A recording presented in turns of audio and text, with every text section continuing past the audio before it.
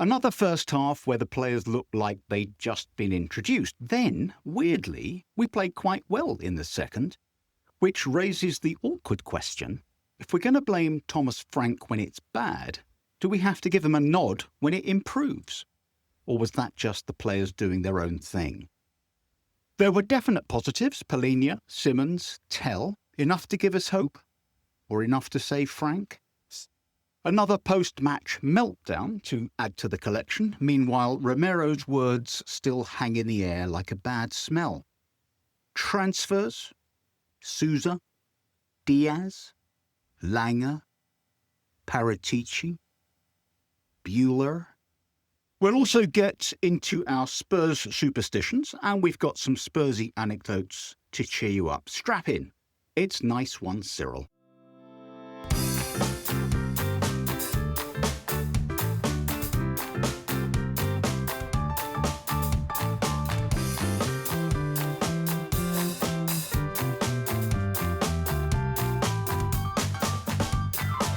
Nice one, Cyril. So welcome to Nice One, Cyril. With me today we have, as usual, Julie Welch, Kevin Acott, and joining us this week, Barry Graham, all the way from Scotland. How are you doing, Barry? Yeah, well as any Spurs fan can be at the moment. There's always that caveat, isn't there? Well, I support Spurs, so, what do you expect? Yeah. Now then, what I'm going to say here at the top is that, look, this is kind of relentlessly dour at the moment, and that's because of our fine fellows in the lily white. But so we have got some more cheery stuff coming up later in the show. So if that's what you're here for, bear with. But we do have to start, sadly, with the Villa match. I say sadly because actually it wasn't terrible. At least part of it wasn't terrible. Julie, what did you make of that performance? And let's break it down. You start with the first half, and perhaps we'll get Kevin in on the second. Right. I'm going to be very brief. The first half was terrible. Absolutely predictably terrible. Really don't want to dwell on it at all. Completely lifeless. Can't really say any more. Second half was so nearly... Well, no, that's Kev. That's Kevin's domain. You've done your bit. No, I'd say something cheerful because just all I do when I kick off is just moan. All right, go on. No. Honestly, I'm... You've upset her, Simon. Yeah. Yeah. I'm going to do a Paratici. Yeah. I'm going to flounce out. Well, okay, look, while Julie considers her options, Kevin, what did you make of that? Signs of encouragement. Yeah, this may surprise you. I'm not going to be entirely positive about that second half. I think half the second half was good. And I'm not sure how much coincided with his slightly odd substitutions, but for a while we looked like we were definitely going to at least get an equaliser. We were playing on the front foot, we were pushing them, we were all over them for sort of 15, 20 minutes. And then we slipped back into, not as negative and not as bad as the first half, but we just slipped back. And there was a point about 20 minutes into the second half where I just thought, we're not going to do it. We just didn't have what it took, really. So I think it was the second half was a game of two halves, or two quarters. Barry, there was shades for me of the Liverpool game after we lost a man. In fact, after we lost the second man, we were even better. That somehow the players seem to gain strength from the adversity, which is something they haven't done often enough. Signs of life. Yeah, it's a difficult one. It's a wee bit like the Ange situation in reverse, and the cup run. People are saying they were off the leash, they did their own thing. Did they, ignore Frank's kind of instructions, and that's why they were good? And the parallels with the Europa League run, where we won it by virtue of ditching all Ange's stuff, and whether you give the manager the credit for compromising or whether the players just took it into their own hands. There's also a little bit of an element of there was no pressure because we were gone, and this team maybe performs without that. And is that a sign of their inherent weakness? As well as the positive side being that there is signs of life there. It kind of pays your money, takes your choice. I mean, it was so familiar, wasn't it, Julie, this first half?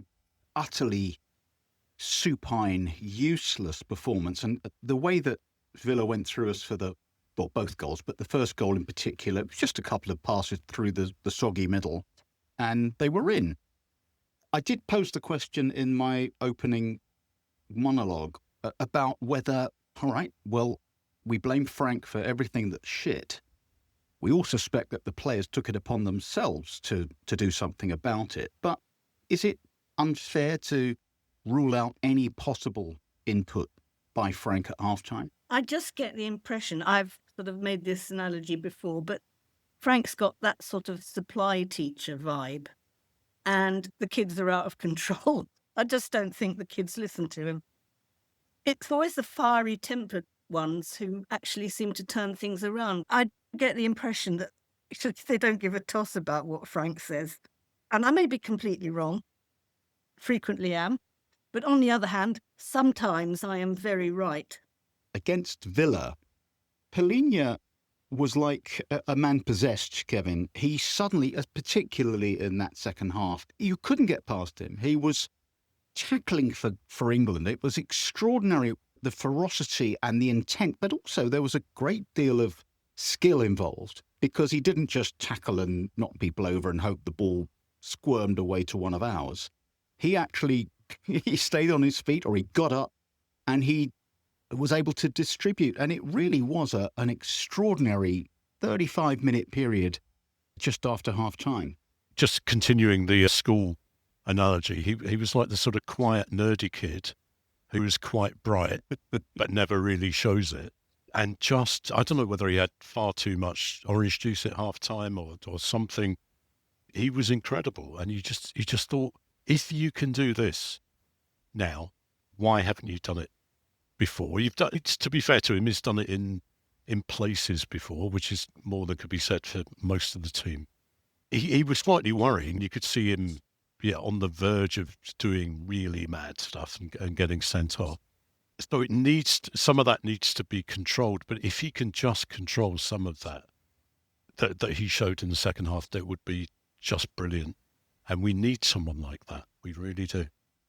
We do. It was, I hesitate to use the cliche, but it was a kind of a captain's performance. Yeah. And it really, whether it was the thing that triggered the rest of them to suddenly start playing football, never mind what Twit with his tactics boards and his iPad thinks.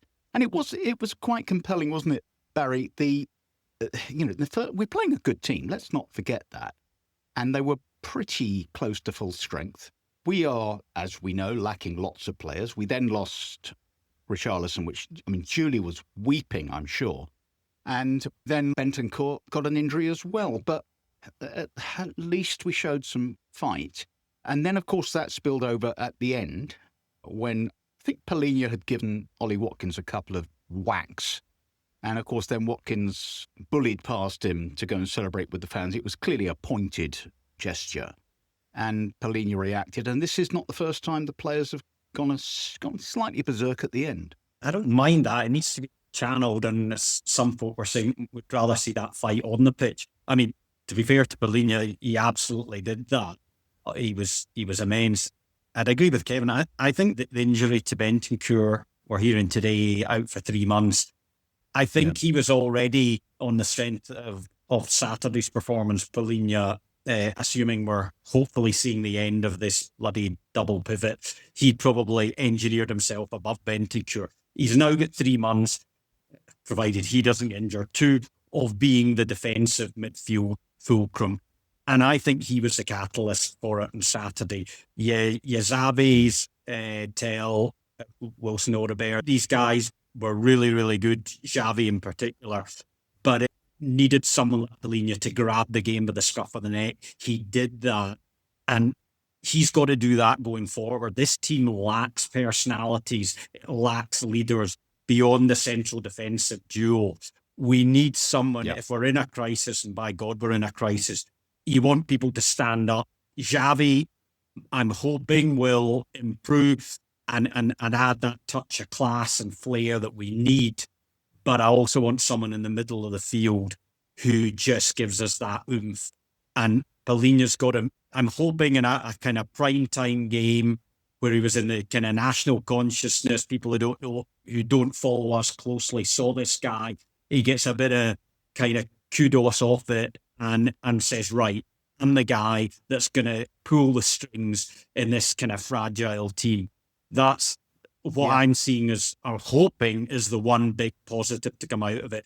And then our flair players, they've got to show up and make the difference. But if he's a solid warrior in the middle of the field, that's what we need going forward. Yeah. Julie, you wanted to add something I there? just wanted to add Tell and Audebert, the two of them together. They've got so much potential, and I think the team is just crying out for somebody to help them realise that potential. Tell is now sort of complaining that he isn't getting enough game time and wants another loan, which would be absolutely nightmarish if they fixed him a loan. But up top, the higher ups, it's so mad up there that you just don't know whether that might actually happen. Yeah. It's such a bizarre situation. You've actually been four square behind Tell much longer than me, for sure. I'm now convinced that he's got something that I couldn't see before, and he's showing footwork that we hadn't seen before, speed, strength, and it's all about confidence, isn't it? Both he and Audebert are sort of confidence players. They're still very young, and it must be difficult for them because they're in this sort of fragile, fragmented team. There's nobody who seems to be a mentor to either of them, as far as I can see. There's Romero. Yes, he's a complete daft head. I admire Romero, but I wouldn't call him a mentor. The other thing that I wanted to talk about was the lesser spotted Solanke, who, I don't know how you felt about him coming on, but I suddenly thought, oh yeah, the bloke who can control the ball. That's the guy, isn't it? Who's technically capable of bullying and getting possession and playing other people in and even scoring. That guy. I suddenly felt this sort of wave of relief. And I didn't expect much of him because he's been out for 300 years. But it was, I don't know, that was a good sign for me. I still have these questions about why, what mysterious thing has been happening in the background with him. That there's sort of complete lack of any transparency, and then him suddenly turning up on the bench for this match, which surprised all of us. It was great. It felt really good. I'm trying not to yes but all the positives, but I will. The yes but here is that Solanke still needs a goal scorer alongside him, a sharp, old-fashioned sort of number 9. He needs up there. But it was great, and I spent the whole time sort of watching, or his brief time on the pitch, just thinking, please don't get injured again. Please don't. Just tell me they haven't brought you in too early. There was actually a scramble, wasn't there, in the box? And when the ball was finally cleared, I noticed him coming away from that slightly gingerly. And I thought, oh, shit, here we go. This is going to be another 6 months. But apparently he's declared himself fit and happy. And I'm certainly not fit, but I'm happy that he's seems to be back in the frame. Yeah, I think he can make a big difference. And just going back to Simmons, so can he. And he's one of those that I don't feel, unlike Polina and one or two others who you think, why haven't you been playing like this all along? I don't feel that about Simmons. He hasn't been trusted. And that's down to Frank, maybe down to some of the other players, but he hasn't been used as he should have been. He has to be involved. He has to be central to everything that's going on. And then that confidence comes. And then he tries things, and he takes risks. And he does stuff which no one else does, really. So hopefully he will improve and become more and more central. And the more confidence that's shown in him, the more confidence he'll show. Barry, Definitely. Interestingly, we had another start for Ben Davies. And I don't think he played badly at all. Julie was saying last week, he's that 7 out of 10 every week, and he's solid. Then Kevin alluded to this, the substitutions, which were a bit odd. We had Dane Scarlett coming on, I suppose, for Tell, who was playing brilliantly, and I didn't understand that. Jed Spence came on for Ben Davies, and Jed looked strangely stuttery and that didn't look quite right for me. And again, this is something Kevin was saying. It's possibly that thing that sucked a bit of the energy out of that stirring comeback. Yeah, the this is a bit of what I was touching on earlier, with your views on Frank Colour, your interpretation of this. So there's this narrative going around. Players took everything into their own hands at halftime, didn't listen to him, did their own thing, got back in the game, and then Frank killed it off with the substitutions.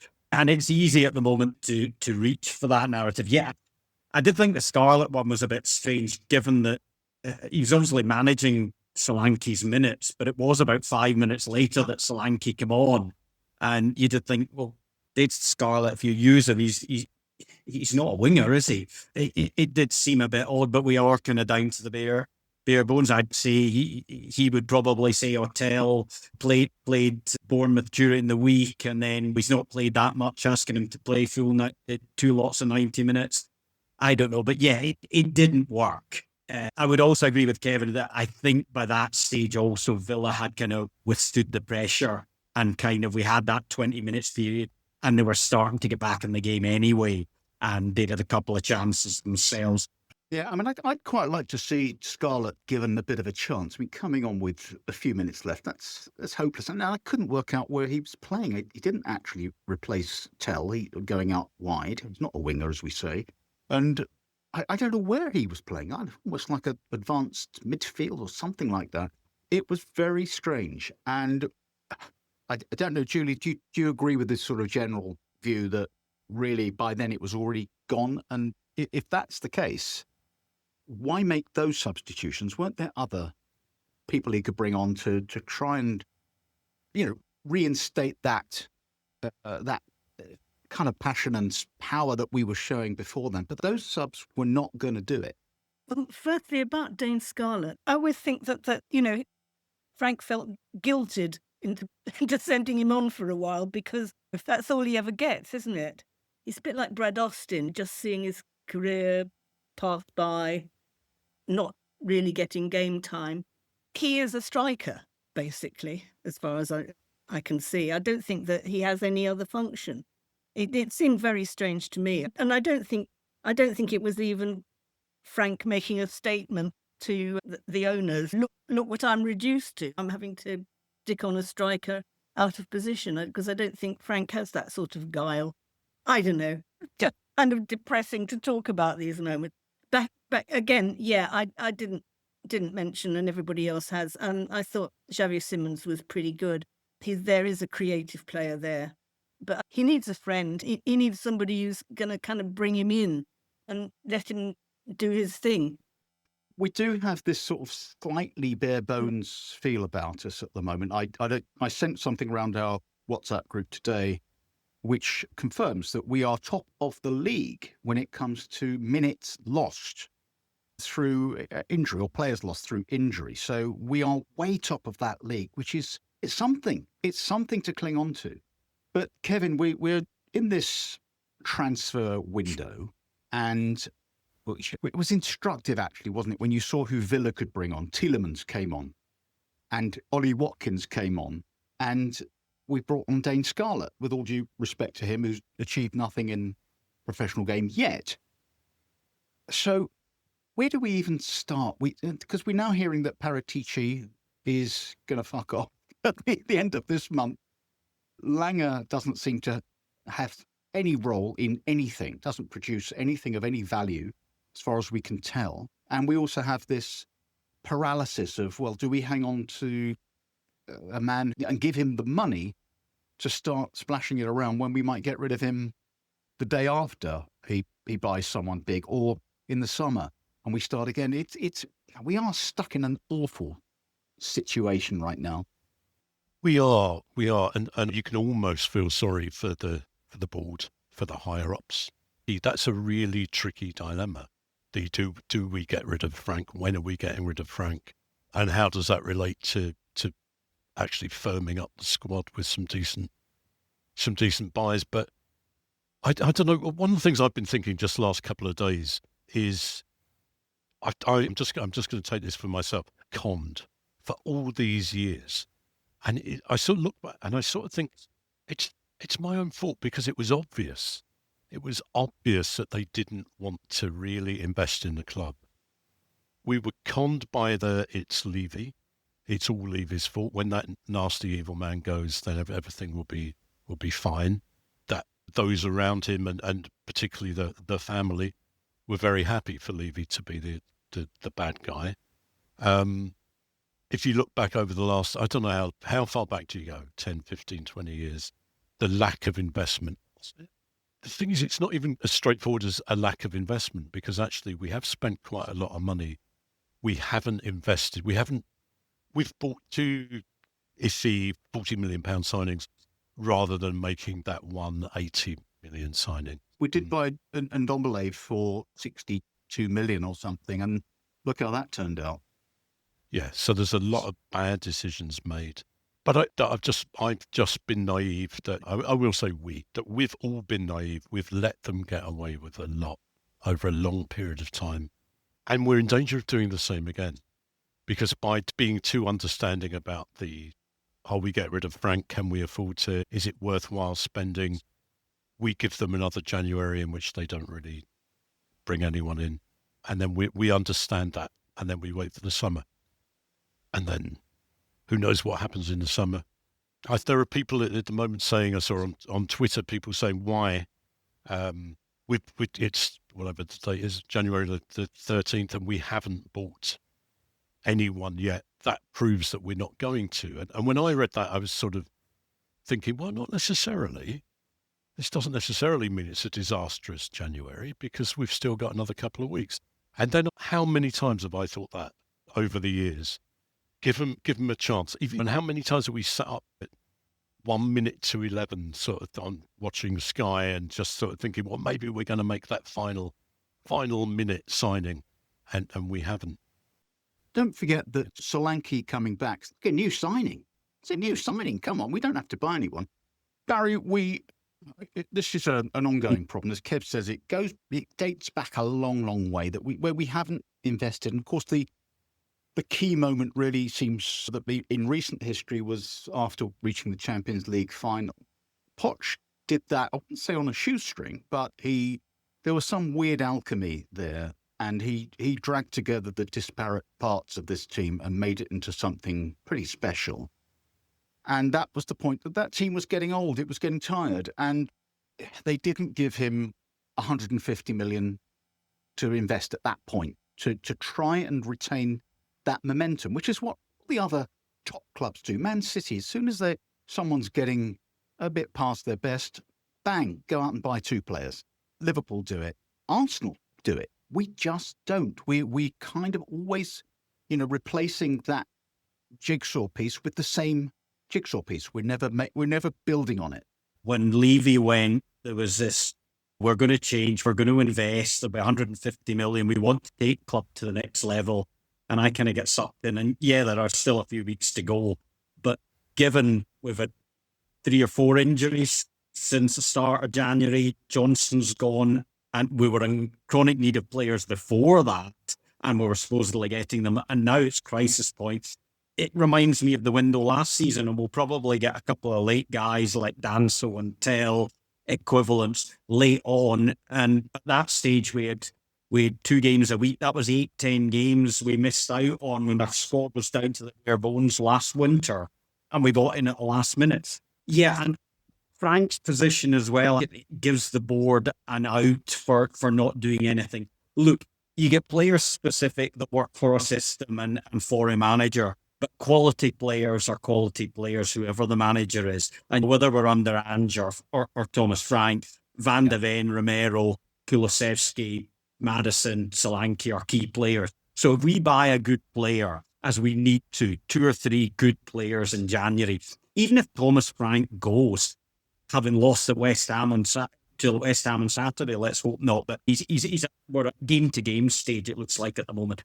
The point is, if you buy good players in, the next manager is going to get the benefit of them. It doesn't stop you doing it. And yeah, I feel duped as well. I allowed myself to think, Levy was the impediment. I suspect he's not, and we're just going to, we've been sold up again. And what we don't need is another £25 million player here, to, a couple of them. We've got to go that extra mile. Yes, it's difficult in January, usual excuses, etc. But this squad needs a couple of stellar signings that are just going to lift the place, because the place is the morale is on the floor at the moment. Fans and players alike. We desperately need a boost, and it's about wages too. It's not a 40 million and an Archie Gray who's a great investment. It's a big fee, being prepared to pay, big wages. I see the young guy, the Santos lad, looks in the mold of Bergvall, Tell, Odebear, these kind of guys. We don't need that now. We need a ready-made, into the first team, hit the ground running players. That's what we're crying out for now. And the board have to stand up and deliver. If they don't, we're entitled to say, no, you've had us again. I mean, Julie, what I'm going to do now, Julie, I'm going to imagine you with long flowing hair, slightly big ears, and you're male, and your name's Thomas Frank. Who would be on your wish list? And you can be specific about players who you might think might help us along the way, or you can be more generalized about it. Where are we lacking and what do we need? I want you to do it in a Danish accent.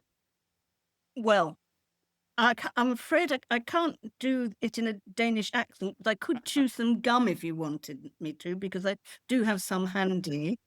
I would say immediately, let's go for Savigno, because, again, we need that kind of muscle and creativity. I would be tearing out my long flowing hair that we missed out on Semenyo because he politely turned us down. And that is the problem, because any decent ready-made player, who's going to want to come to Spurs at the moment, because it's an absolute shit show. And I don't think Frank stands up to the board, does he? I mean, I actually found myself longing for Conte the other day. I thought, oh, come back, because he knew how to get his own way to the best of his ability. He was the last, I've said this before, times the football was a little bit, shall we say, unwatchable or not particularly flair-filled, but by God, he got results, and he got results out of the board. So, you see, I've quickly sidestepped who Frank could possibly bring in. You make the key point there. Why come to Spurs? A good player will have choices. So, Kev, how do we attract players who aren't, with respect to Archie Gray, who aren't Archie Gray? It's not just wages, is it? We could offer them the world, and they'll think, yeah, but it's just Spurs. Yeah, and what they would have to do is sell the project. They would have to sell the manager, the possibility, the potential. Maybe someone who's in and out of a side at the moment. We can guarantee you first team football. It's a really hard sell. I just had this horrible thought, which I'm going to say out loud and then deny to anyone who ever accuses me of mentioning it, that we need a Declan Rice type player. And I have consistently put him down and talked about how 100 million was far too much and he's overrated and blah, blah, blah. And he was terrible for England during the Euros, which was true. Someone dominant like him, someone who is energetic like him, someone who's creative, in a fairly limited way. I have to have a little dig. I can't be entirely positive about him. That would be wrong. But we need someone like him. I mean, Bowen's been mentioned. They're different sort of players. And would someone like that come to us? If West Ham look like they're going down, then obviously it could be an opportunity. Yeah. I'm a huge fan of Bowen. I've said it before on the pod. I'm a huge fan of his, and it's odd that he's never really been mentioned, even by Gary of Harlow. It's this sort of play you can rely on him, right? He's going to go on the wing. He's going to do what he does, beat men, and he's going to score goals. And those sorts of players, he can't do it much for West Ham because they're rubbish. But that's the sort of player who would go down pretty well with me. Barry, just again, I do like to get on my little hobby horse. We've got this kid I think we should go for. He's called Mikey Moore, plays up not far from you for Rangers. Have you been keeping an eye on his performances? Yeah, I actually sounded out a couple of Rangers supporting mates on Friday night, and they weren't as gushing as I expected. They were like, yeah, on balance, he's been good. He's been a little bit hot and cold, but remember, the guy's only a teenager. They seem to feel he drifts in and out of games, but he scored some cracking goals for them. I haven't heard any talk that he could be brought back in this window. My understanding, well, I don't know, but there's no talk of him coming back before the summer. It'll have done him good being up here and scoring in an Old Firm game.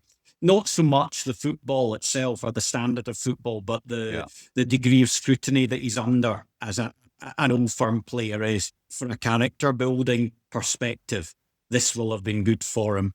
I've watched most of his games for Rangers on TV, and he gets battered, and that's good. As you say, it's probably what he needs to man up a little bit, because we know he's got extraordinary skill and he can change games, but you need to be able to survive in that type of environment as well. Julie, I wanted to put this to you. I just talked about Mikey Moore. What about Vuskovic? He's just been voted, I don't know, player of the something in Germany. He's an 18-year-old kid who is playing like a man of 30, scoring goals. He's strong, he's skillful, he's fast. Why the hell are we not getting him back? Or maybe we can't? Well, I'm giving them the benefit of the doubt and thinking it's because they can't get him back. Because why wouldn't you? He's an absolute monster.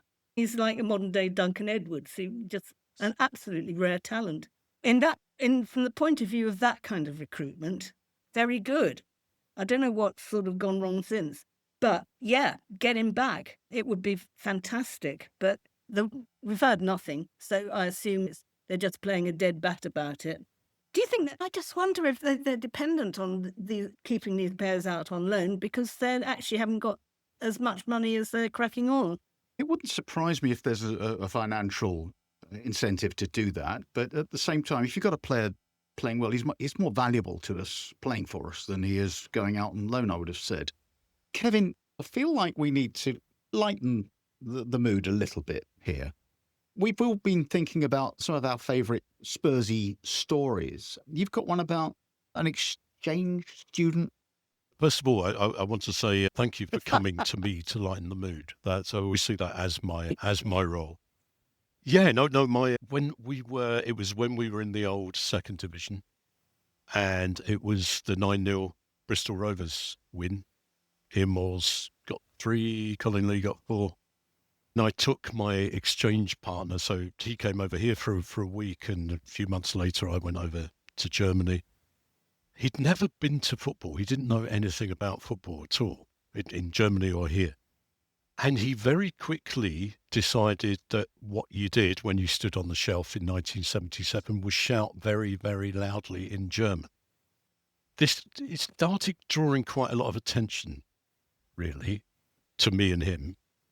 And I was sort of torn between being nice to him because my mum and dad was saying, be nice to him. He doesn't know what's happening over here and he's frightened, and you're going to take him to Tottenham, be nice and keep him away from all those hooligans. I didn't have the courage to actually stop him shouting. So he just got worse. And it felt like he was angry and aggressive. And looking back on it, I think it's because he probably thought we were Bristol Rovers and we were losing 9-0. I'm not quite sure what was going on in his head, but there was an angry, aggressive German in the middle of the shelf. And I have to admit, I started physically trying to get away from him.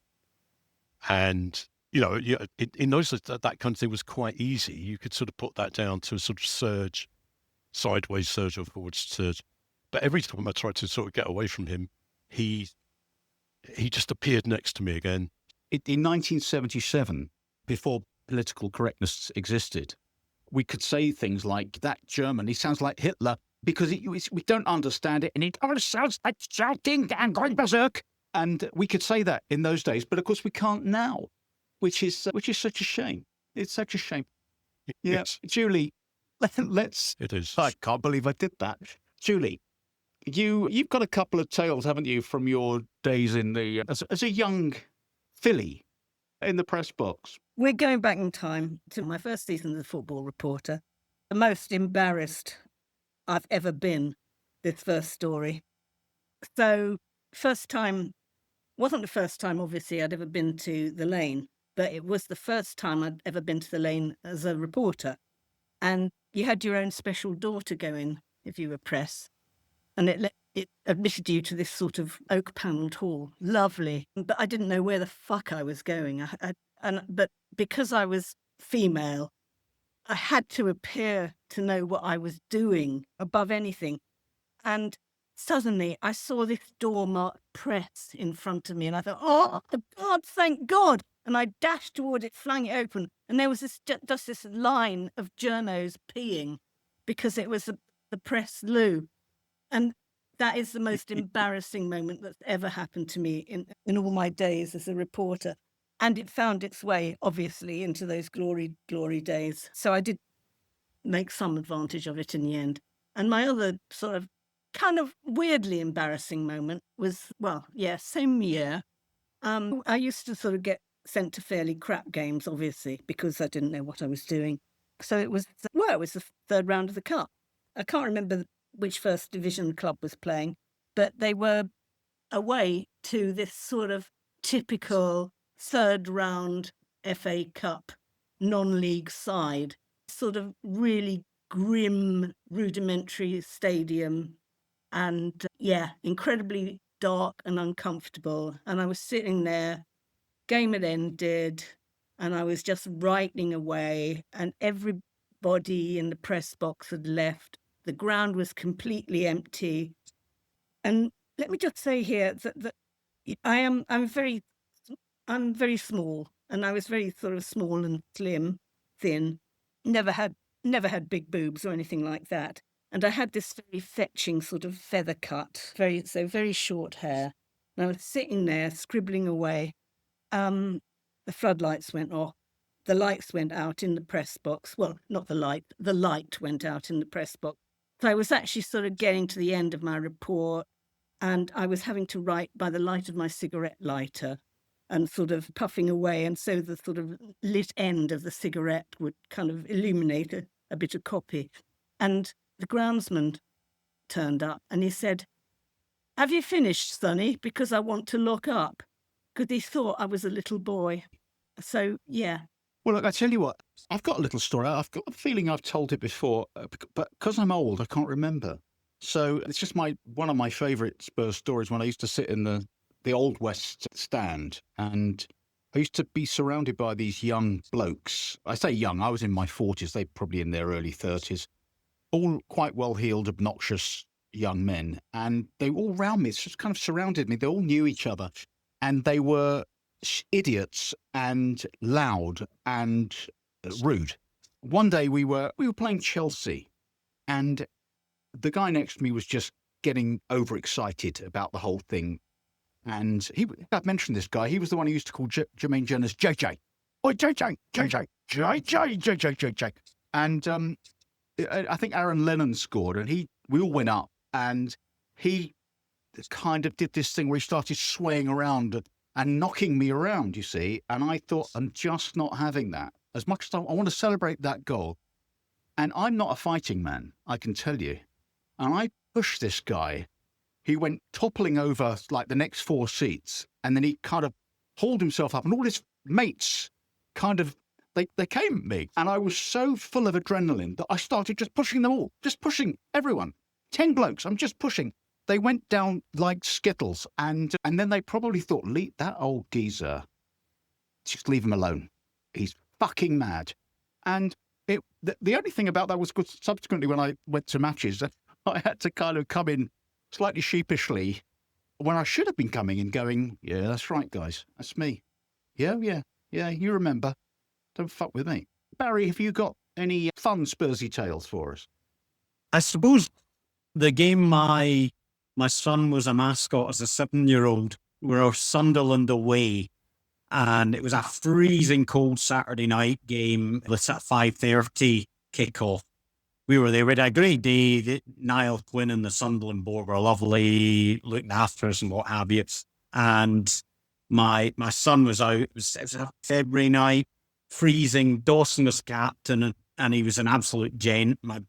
My son was frozen to the bone, and of course the players went out on the pitch and doing their own workout, warm-ups, etc. And Dawson, bless him, was playing passes back and forth with my 7-year-old son. And then we come off, it's a TV game, and we were waiting for him at the touchline and took him behind the goal at the Spurs end, the away end. The stewards let us in, and it was great. The game had started by this point. And however many thousand Spurs fans were doing the mock bowing as the mascot came in with his family to take his seat. And I thought, yeah, you've arrived, son. And the funny thing was he kind of press-ganged into it as a 7-year-old by me, not interested in football at all. It was the weekend before the Champions League game when we knocked out, was it AC Milan, the Crouchy Lennon goal away? And the boy had never watched a game in his life. 3 days later, having been the hero at Spurs at Sunderland, he sat down and he watched the whole 90 minutes with me from start to finish at 7. And I thought, I've got you. You now stand accused of parental cruelty in the same way that I think, Kevin, with your 2 daughters, you've ruined them by imbuing them with this kind of Spurs illness. And it's not fair, is it? It's not right. No, and I live the guilt every day, and I understand, Barry. You don't feel like you're particularly guilty though. You feel quite proud of it. I wasn't aware. I thought if I suffer, he's going to suffer. So that was when I'm trying to think. He had 14 years, so he had 14 of the 17 years of the trophy drought until Bilbao. So I had said to him, as all the beaten finals and what have you, when it comes, when it happens, it will mean so much more because you've been through the pain. And I took him out to Bilbao, and we did say it was the best day of his life. And I thought, payback for all the suffering. So he has had something, and of course it's all back to shit now. But he had that moment. The great thing is that he'll pass that on to his kids, and they'll pass it on to theirs, and he'll be saying to his grandkids, I saw Spurs win a trophy, kids. It was incredible. Well, look, there we are. We're coming up to the end of the show. I actually just wanted to ask all of you, just very briefly, if you've got any Spurs superstitions, socks that you'd always put on, I don't know, making a particular meal before a match, Kev? I had one at the old stadium before they cleared him out, the chippy bloke down there, Paxton, who would spot me in the queue and say, "All right, Baldy, what do you want?" And that just gave me a little buzz. And I always thought if he doesn't do that, or if I don't go there, then we're going to have a bad match. I haven't replaced him, really, so I don't really have superstitions. Julie, any items of clothing or any food, drink? What is anything that you do to try and make these fuckers win a game?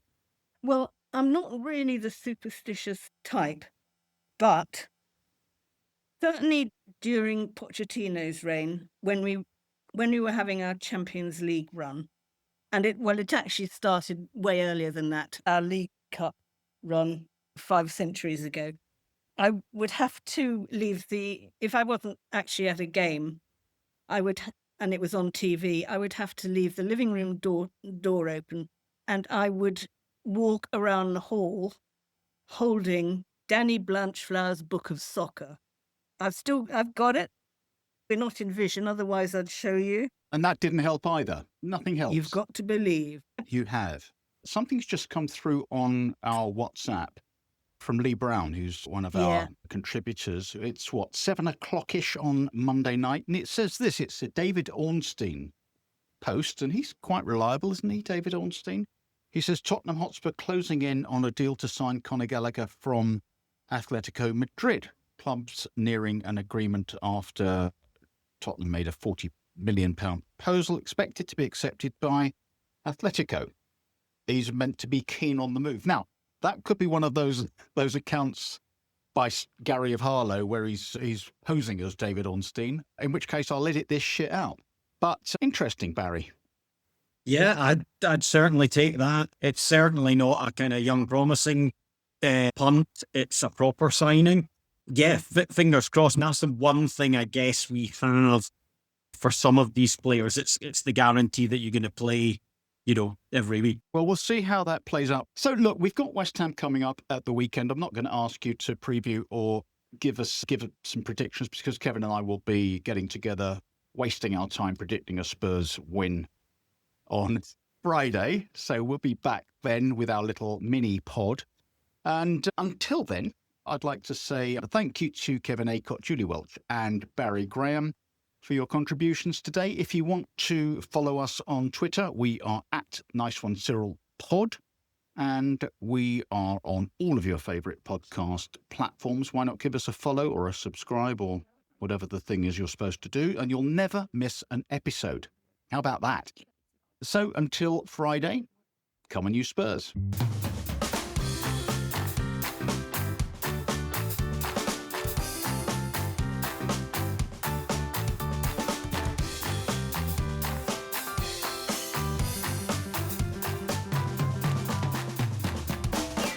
Nice one, Cyril.